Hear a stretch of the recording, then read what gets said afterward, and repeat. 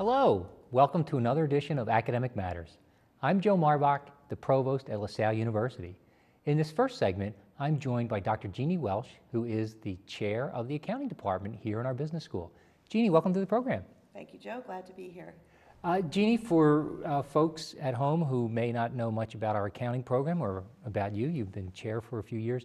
Can you give us a little background on how you got to LaSalle and why you've stayed? I've stayed. I came to LaSalle in 1991. My first position after I graduated after I got my doctorate was at Temple. I'm a transplant to this area. I tell my students that I got my PhD and most of my education at the other LSU, Louisiana State University in Baton Rouge. I'm from New Orleans, but my first position was at Temple, and I was there I was in my fifth year, and I think we were going through our second faculty strike since I had arrived, and I thought maybe it was time to look elsewhere. Very committed to urban education, but I felt that I wanted a place where there was where I had a closer connection with my students, where I felt that there was more intention in terms of career preparation, particularly when you're in accounting. That's usually why people are majoring in accounting, is for a professional career. And it was really just luck. Susan Borkowski, who's a professor here, was a doctoral student at Temple when I was first there. And Susan knew I was looking around and was intending, my husband and I had a young child, not ready to move away from Philadelphia. And she actually went to the department chair at the time and said, you really ought to have Jeannie come up and interview. So I came not knowing anything about LaSalle, much about LaSalle. I think I'd seen their spring fling on the news one day. I had to get directions to find the campus. Didn't really think I was going to stay as long as I have. Like I said, came in '91. But I think I found here what a lot of our students found here is that given a whole lot of opportunities to do things that I really never would have thought as I was new PhD that I would be doing in terms of particularly service to the university. Okay. I'll come back to that because in addition to being the chair for many years, you were president of the Faculty Senate and worked with our middle states reaccreditation, so you know a lot of the history of LaSalle and our policies and where the bodies are buried. But the one thing that struck me, you talked about getting in touch with the students and helping them with careers. And tell me about your experience in the classroom over the past 20 some odd years. Well, as chair of the department, I only typically teach 2 classes every semester, but I've been fortunate that the classes that I've taught have been to our sophomore accounting majors. It's a 2-semester intermediate accounting, and until we've grown, so we've added another section. I don't teach all of the students, but for years I had the privilege of teaching pretty much 99% of the accounting majors for 2 semesters, which meant I got to know them as sophomores. It was just great knowing your students, so that as they were interviewing and I was having lunch with recruiters, I knew who they were talking to. Yeah. Or you could even recommend students for certain types of positions based on their strengths. Well, I think that's one of the distinctive facets of our program. There's so much emphasis in accounting on the student placement in the big 4 accounting firms, the PricewaterhouseCoopers, KPMG, Ernst Young, Deloitte, and we certainly have a lot of students that go to the big 4, a lot of great alumni. But I think one of the things we've tried to do is help our students identify what's the best first job for them. And so that may not be big 4. There are lots of mid-sized firms, local firms. There's also, core industry, and try to find the best fit for them, as opposed to saying, well, we look better if we have X number of students at, say, Pricewaterhouse or KPMG. Not that we don't have a lot that go there. Yeah. Well, I know one of the central points of our current business advertising campaign is the mentoring that students get at LaSalle. Can you talk a little bit about that? I mean, we know where they're going to go. They end up with great placements. We can talk a little bit about that. But how do we get them ready for that? We do a lot with our students, I mean, starting from when they arrive as freshmen, I think one of the distinctive aspects of our business school, not just our accounting program, is that our freshmen take a business course fall and a business course spring. They take accounting their first semester fall, and then in the spring they take a business perspective, which is exposes them to all areas of business. It's a very interactive. They do a business plan. They make a presentation to. Generally, some of our alumni come in for an end of the semester event, and a lot of schools won't let you get close to the business school until you're at least a sophomore. And it just seems hard to say, okay, I think I want to major in business, but I'm not even going to get a chance to figure it out till I'm right. You haven't been I've exposed. already been in my second year. So we bring our students in. They come in as freshmen. They're taking their first accounting class. We have in the fall semester, the second or third week of September, something we call Network Night, where we bring in the recruiters for finance and accounting, and then in the spring we have something similar for marketing management, our other majors. So everybody gets Network Night. But so we open that up, really encourage students as young as freshmen to come to Network Night, because it's an informal chance just to start to get an idea of who's out there in terms of who recruits on campus, what their firms are like. A lot of the companies or the accounting firms send back LaSalle alumni, so they know our students. They're often younger alumni, so that they can relate to the They're students. not too far removed from and the program. it's a very sort of a non-threatening. But then we build into our curriculum, all of the students are required their sophomore year in the fall. They do have their resume reviewed at Career Services, learn how to upload it to our job posting board, our internal board. They all have to do a mock interview in their sophomore year, their second semester sophomore year. And that way, when they come back for their beginning of their junior year, which is typically when they interview if they're going to do a full-time co-op for the spring, they're ready to go. And they know how to set up their resume, they know how to find and apply for jobs. They've done mock interviews with Career Services. We bring in a lot of speakers. We have very active student groups that bring in speakers from the various firms. I think we've had 3 different presentations just this month to the students. They eat a lot of pizza in the process. But okay. it works. And, I guess, are these presentations also coming from our alums? Is it?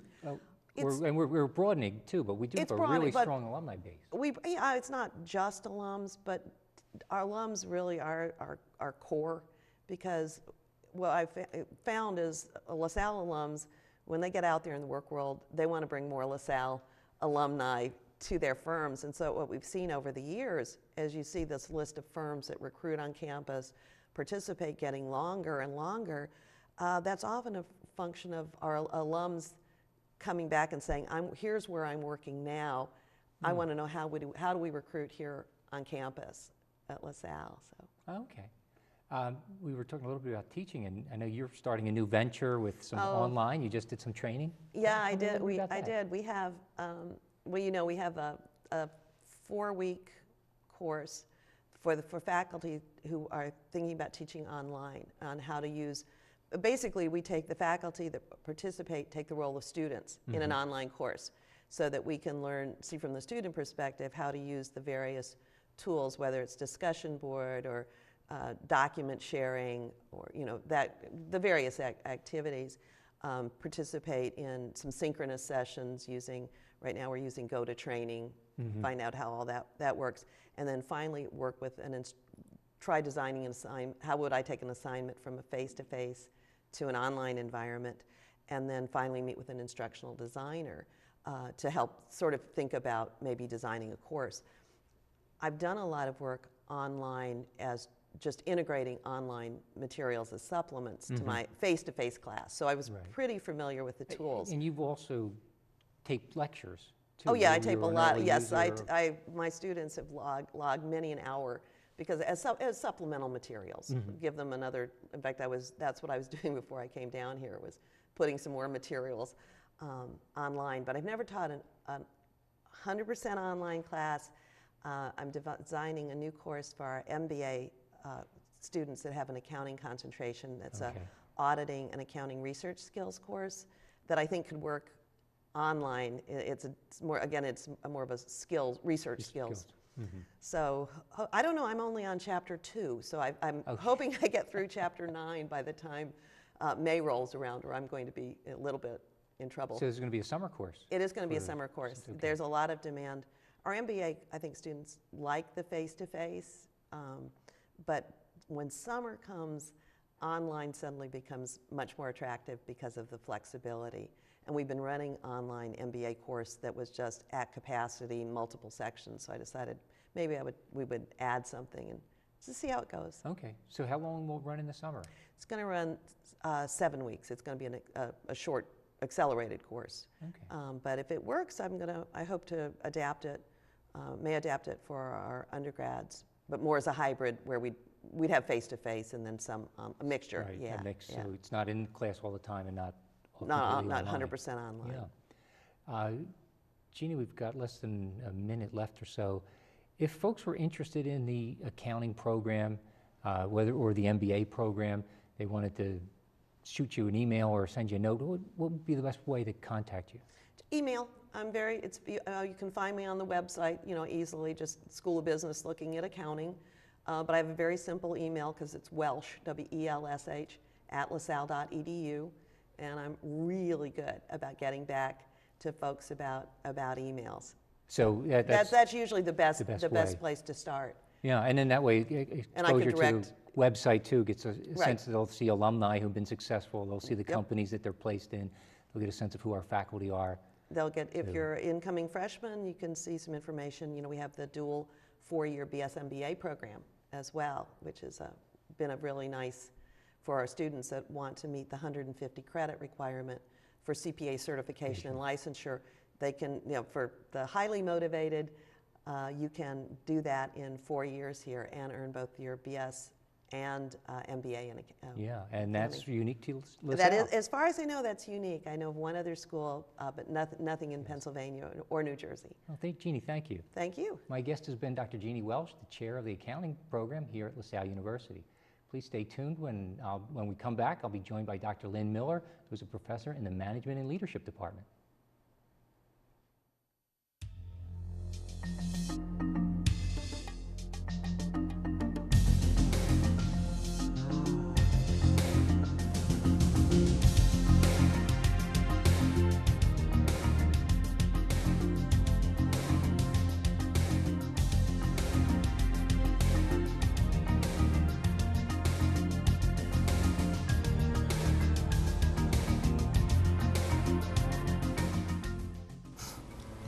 I'm a Writing Center tutor, and I know more. I'm an athlete, and I know more. I'm a professor, and I know more. I'm in Greek life, and I know more. I'm an RA, and I know more. If you see someone who may be at risk of sexual assault, step up and keep them safe. For more information about sexual assault and what you can do to prevent it, visit knowmore.org. Show your support by speaking out against sexual assault by using the No More hashtag on social media. Cyberbullying comes in many forms and can happen 24/7. If you or someone you know is a victim of cyberbullying, take preventative and assertive action. Keep evidence and document all instances. Remember to record dates, times, descriptions, and also save and print screenshots. Block your cyberbully and present your evidence to school officials or law enforcement. No one deserves to be a victim of cyberbullying, and together we can end it. For more information, visit stopbullying.com.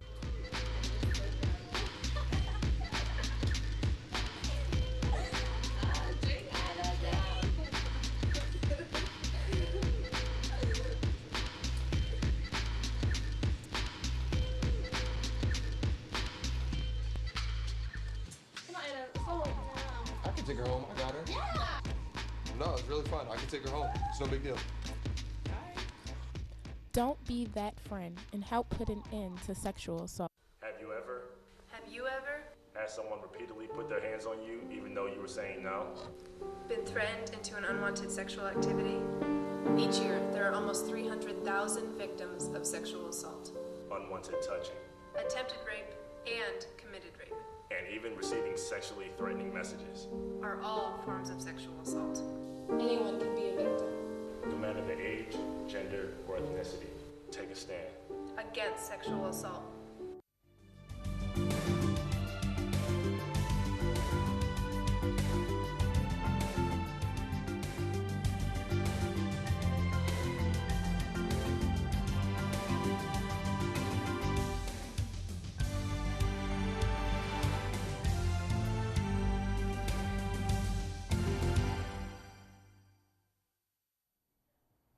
Hello, and welcome back to Academic Matters. Once again, I'm Joe Marbach, the provost here at LaSalle University. In this segment, I'm joined by Dr. Lynn Miller, who's a professor in the Management and Leadership Department here at LaSalle, and also is the chair-elect or incoming chair of that department. Lynn, welcome. Well, thank you. Glad to be here. Lynn, tell me a little bit about your background and how you got here at LaSalle, and what keeps you here? I ask all the faculty, what keeps you here? It's one of those random things that got me here in a way. I started out in college as an art major, a not very good art major, I think. Ended up in psychology, which I loved, and got a doctorate in social psychology and personality. And while I was doing my psychology degrees, I was doing a lot of statistical work. Even as an undergraduate, I was learning to use the latest statistical packages, which were all brand new at the time. And by the time I got to graduate school, I was like everyone's favorite graduate assistant, because I could, crunch the numbers for them. Crunch the numbers and explain how to interpret the numbers too. I'd gotten a really good background in that. So as I was finishing up my degree, I took a position teaching business statistics in the business school at Northern Illinois University, where I was. And I'd also worked a summer at the American Medical Association doing statistical design and analysis for them, research design and analysis. And so when I was looking for careers, one of the people in the School of Business, where I was getting my doctorate in psychology, suggested looking at business schools. I'd never thought about business schools previously. And apparently lots of business schools were hiring social scientists. There had been, back in the late 50s, the Ford Foundation and the Carnegie Foundation for the Advancement of Teaching had done kind of expose reports on schools of business and suggested you really need to pay more attention to research, to gathering more systematic evidence about organizations. And I started reading about the organizational literature and was fascinated by it. I was especially interested to see how the work that you do, those hours you put in, 40, 50, 60 hours a week, can change who you are. They can affect your personality. They can affect your intellectual abilities. They certainly affect how you spend your leisure time. And I just found that really fascinating and a good application of the kind of social psychology I was learning. So I was interested in doing that. When I was interviewing for jobs, I started looking on the East Coast because my husband had just moved to the University of Delaware. And he said, Delaware is a great location because you can get a job in Baltimore or Philadelphia, maybe up in New York or DC even. So it was a great location for us, and I interviewed at a number of places. And LaSalle was looking for somebody to teach business statistics, so that's what I started teaching initially. And I taught some organizational behavior courses, which is basically how to work with other people in a workplace, so organizational psychology. And I just loved the faculty here. It was very different from other places where I interviewed. I interviewed at places where the faculty didn't seem to know each other or know what each other was doing in terms of research. They didn't seem to care that much about the students. And LaSalle was just totally different. Interviewing here, people just loved what they were doing. They were excited by the teaching. They were excited by the research. They were clearly open to collaboration, and it was like, I found my home. Yeah. So I've been here since 81. Oh, 1981 to, okay, I'm old. we don't do the math on this. Yeah, okay. Then they start counting your gray hairs and that sort of thing. Stay away from that altogether. But it's interesting that you mentioned that because your department in particular has a number of social scientists on the faculty. Which was really exciting to me. I hadn't realized that business schools were where a lot of social scientists went. Yeah, and it's also been a department that's changed in the last few years. It used to be solely management, and now it's management and leadership. And well, previously we used to have what's now the business systems and analytics as part of the management department. So statistics used to be taught in the management department. It now is separated off, and information systems and operations management and statistics are a separate department. So our department focuses pretty heavily on interpersonal skill development. We have a faculty that is pretty much the strongest faculty in the country in terms of experiential learning and management. If you go to national conferences and talk to people about pedagogy, everybody mentions the names of my colleagues, not so much mine, but they say, oh, do you know so-and-so, so-and-so, and so. Like everybody is really known. They organize conferences, and we're really focused on pedagogy in the department, and experientially so that students, when they take our courses, are practicing skills. They're, of course, learning some theory, and they're learning about research evidence on things, but they're also getting a chance to practice influencing others. They learn to run teams. They give evaluations and feedback to other people. They do presentations to higher-ups. We videotape them, and we assess them. And get some feedback and to give them lots and lots of feedback. And in a sense, that's very unique to LaSalle, this notion of incorporating pedagogy into the research, teaching and learning into the research. At many institutions, and this may be a little bit of inside baseball for the folks at home, but if you do research on how well you teach, that's not considered real research at a lot of places. Right. But here at LaSalle, I think it really reflects the commitment to teaching, and if we're committed to it, then we value the research that's being done in that area. And I think that research probably has more impact than a lot of the other things that we do. I think it's more widely read and actually utilized to change teaching in other universities. Conference presentations are great for doing that too. And in terms of your own research, there's a practical bend to that. You're looking at hospitals and medical facilities? I've looked at historical medical schools in the United States. From the first medical school was started in Philadelphia at what's now the University of Pennsylvania. And we've tracked them up through 1930. I have data on every medical school that existed between 1765 and 1930. Stopped at 1930 because that's when the population of medical schools pretty much stabilized. We now came into the era of modern medicine, and there weren't lots of new schools being founded and lots of schools failing at that point. But before 1930, there was a lot of flux in medical education, and a lot of the medical schools were really quite bad. They were dreadful schools. They were bringing in illiterate farmers, just anyone who could pay tuition.